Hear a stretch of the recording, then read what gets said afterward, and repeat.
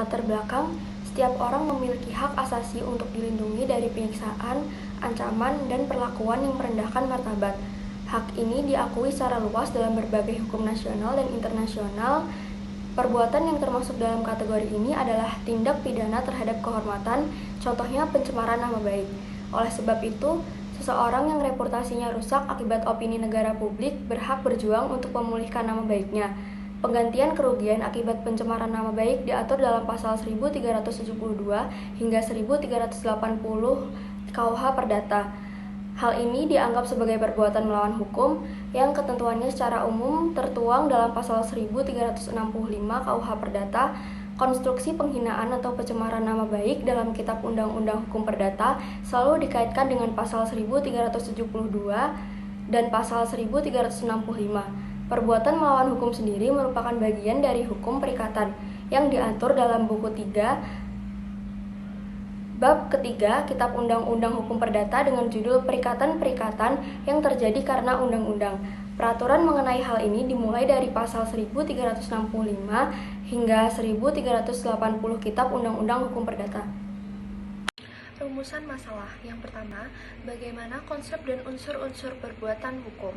Yang kedua, bagaimana pertanggungjawaban hukum dapat diterapkan dalam kasus pencemaran nama baik. Yang ketiga, bagaimana perbuatan melawan hukum dapat terjadi pada pribadi seseorang dan apa bentuk kerugiannya.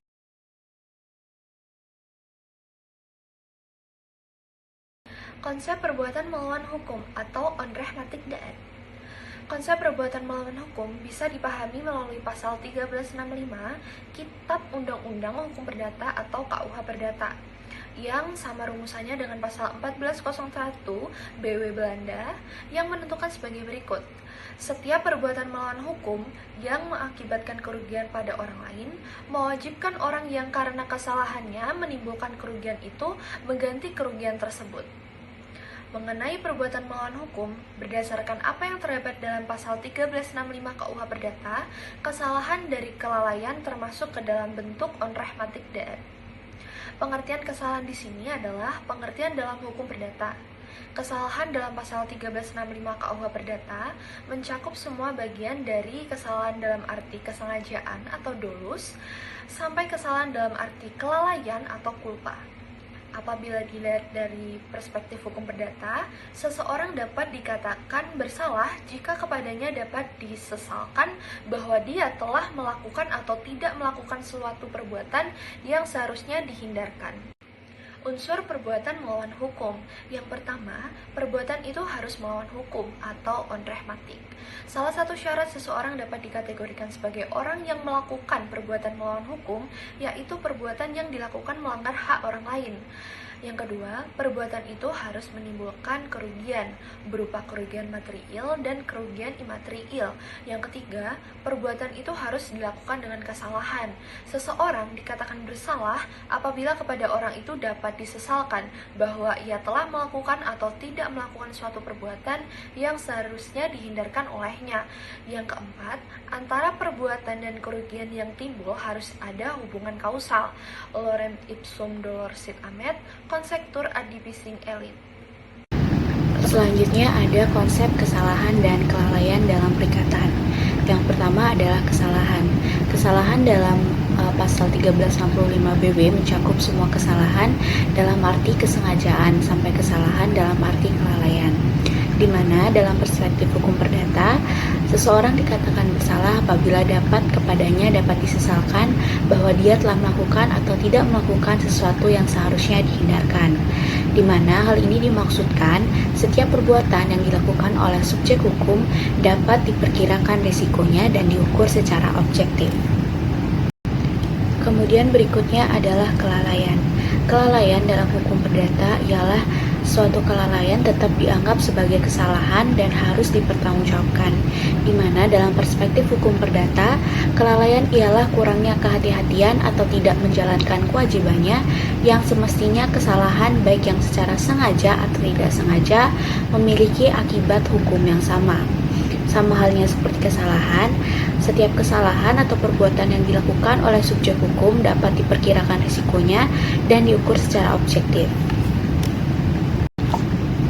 Dapat disimpulkan bahwasanya kesalahan dan kelalaian, kesalahan dalam konteks hukum perdata bukanlah tindakan dengan niat tertentu, melainkan kurang hati-hati sehingga menyebabkan kerugian bagi pihak lain. Kemudian, secara sederhana, kesalahan dan kelalaian merupakan salah satu unsur dalam perbuatan melawan hukum yang mengakibatkan pertanggungjawaban untuk mengganti kerugian dengan konsekuensi hukum yang sebanding untuk keduanya, di mana tanggung jawab dalam hal ini berupa ganti rugi.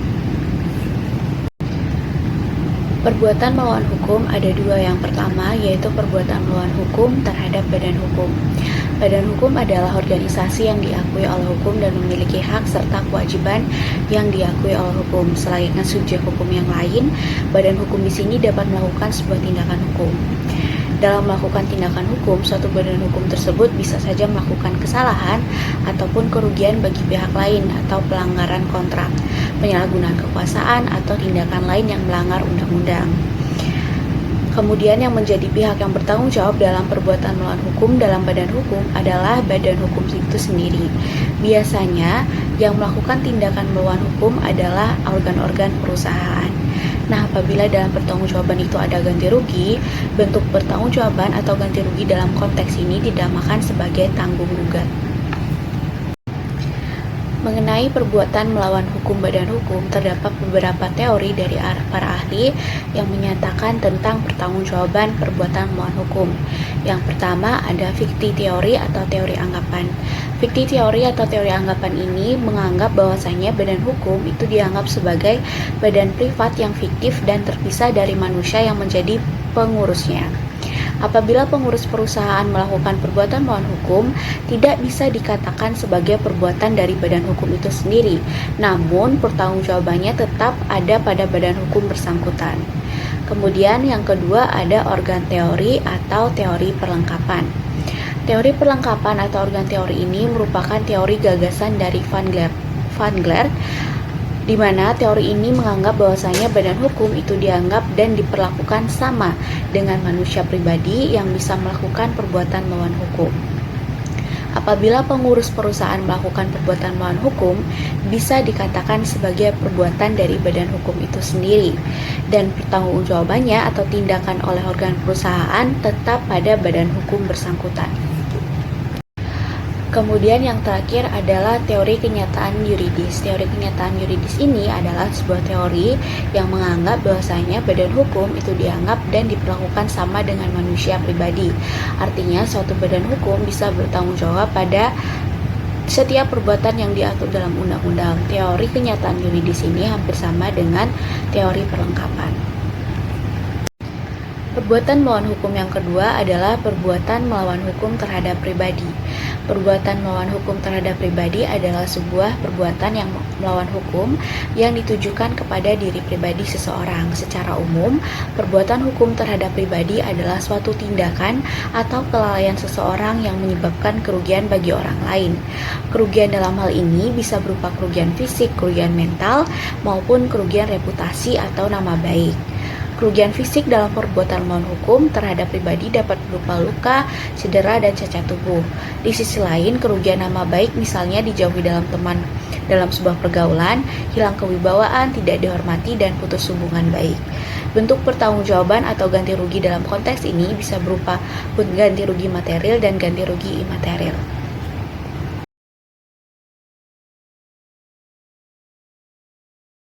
Dasar hukum dari perbuatan melawan hukum atau on rehmatikedat diatur dalam pasal 1365 BW yang menyatakan bahwa tiap perbuatan melanggar hukum yang membawa kerugian bagi orang lain mewajibkan orang yang karena salahnya menerbitkan kerugian itu mengganti kerugian tersebut. Dasar hukum utama perbuatan melawan hukum tertuang dalam pasal 1365 BW. Isi dari pasal tersebut mengatur mengenai tanggung jawab hukum akibat dari perbuatan melawan hukum. Pemikiran ini mencakup pelanggaran terhadap hukum atau norma hukum yang memberikan akibat kerugian pada pihak lain.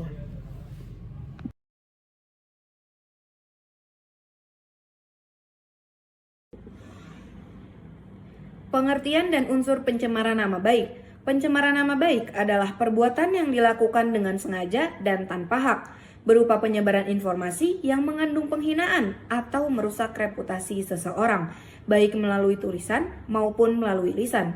Dalam hukum perdata, tindakan ini termasuk tindakan perbuatan melawan hukum apabila menimbulkan kerugian seperti hilangnya nama baik, martabat, harga diri, atau kedudukan di masyarakat.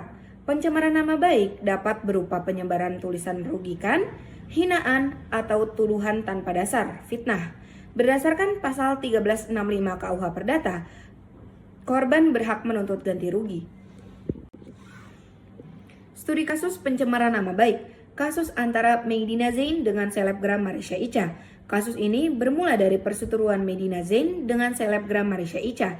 Awalnya, masalah terjadi karena dugaan Medina Zain menjual tas palsu kepada Marisha Icha. Marisha Icha meminta pengembalian uang, namun Medina Zain justru melakukan ancaman dan penghinaan terhadapnya. Tidak terima dengan hal tersebut, Marisha Icha melaporkan Medina Zain ke Polda Metro Jaya pada September 2021. Setelah serangkaian penyelidikan, Medina Zain ditetapkan sebagai tersangka pada September 2022. Pengadilan Negeri Jakarta Selatan memvonis Medina Zain dengan hukuman 6 bulan penjara dan denda 200 juta rupiah karena terbukti secara sah dan meyakinkan bersalah melakukan tindak pidana pencemaran nama baik melalui media elektronik. Analisis kasus berdasarkan unsur perbuatan melawan hukum. Unsur yang pertama, adanya perbuatan. Dalam kasus ini, Medina Zain mengunggah atau mengucapkan hal-hal yang menghina di media sosial. Unsur yang kedua, adanya perbuatan melanggar hukum. Perbuatan Medina Zain menyebarkan penghinaan dan fitnah di media sosial merupakan tindakan yang melanggar hukum karena merugikan kehormatan dan nama baik Marisha Icha yang merupakan hak pribadi yang dilindungi. Unsur yang ketiga, adanya kesalahan. Medina Zain melakukan perbuatan tersebut dengan sengaja karena ia secara sadar memposting konten yang berisi penghinaan dan fitnah.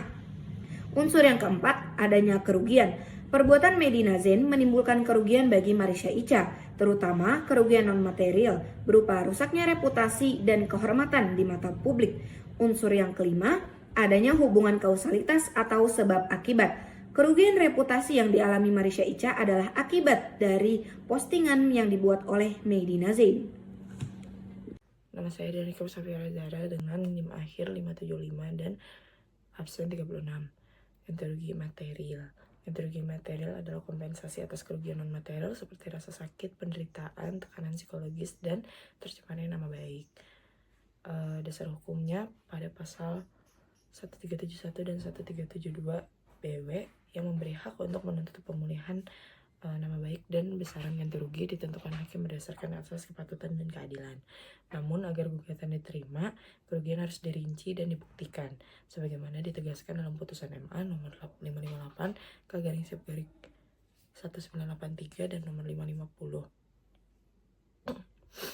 Contoh kasusnya adalah Medina Zain melawan Marisha Icha, di mana kerugian berupa tercemarnya nama baik dan tekanan psikologis dapat menjadi dasar gugatan. Berbeda dengan sistem hukum Amerika Serikat yang mengenal punitive damage. Praktik di Indonesia lebih menekankan pada pemulihan martabat dan kehormatan pihak yang dirugikan. Pencemaran nama baik merupakan salah satu bentuk perbuatan melawan hukum atau PMH yang melanggar hak asasi manusia, yaitu hak atas kehormatan dan reputasi yang baik. Kerangka hukum utama untuk PMH di Indonesia adalah pasal 1365 KUHP Perdata, yang menetapkan bahwa suatu tindakan dapat dianggap sebagai PMH jika memenuhi 4 unsur kumulatif. Yang pertama, adanya perbuatan yang melawan hukum. Yang kedua, adanya kesalahan disengaja atau dilalai. Yang tiga, adanya kerugian yang diderita korban. Yang keempat, adanya hubungan sebab akibat, kausalitas antara perbuatan dan kerugian. Dalam konteks pencemaran nama baik, pasal 1372 KUHP Perdata secara khusus mengatur gugatan untuk pemulihan nama baik dan ganti rugi.